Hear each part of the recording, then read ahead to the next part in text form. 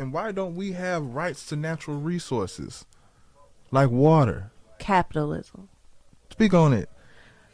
Capitalism mandates that everything that is human rights is not necessarily human rights. We should have a human right to clean water, clean air, and full health care. Fruit. Vegetables, like, You're right. All of these things. or at should least be human allowed rights. to grow it yourself. But the fact that we live in a nation where they want us to believe that there is not plentiful abundance of things, that there's only enough for a certain percentage of people, It's scarce. then we are the ones left out. And that's when the justification for population control or tactics of population control that people don't get because they're not reading past the headlines and don't know what is tactics of population control. But it's things like that and fear mongering like that and pushing headlines like that, saying that it's scarce in resources and by 2020 such and such we ain't gonna have shit, y'all.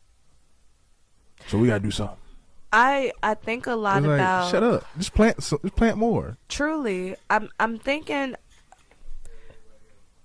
Okay, so as I make and I'm saying, everything's a social experiment when it comes to our nation. We're speaking on fires too. Don't get past that. Yeah, I definitely want to talk about the fires. So, like, sincerely, I'm thinking about how that has created scarcity, but this is something that happened 60, 75 years before us. There was a very intentional direct order to not invest into certain communities, and instead basically make them feel like they are the reason why they are getting anything bad that happens within their communities. It brought about violence. It brought about that feeling of scarcity, people not being able to excel.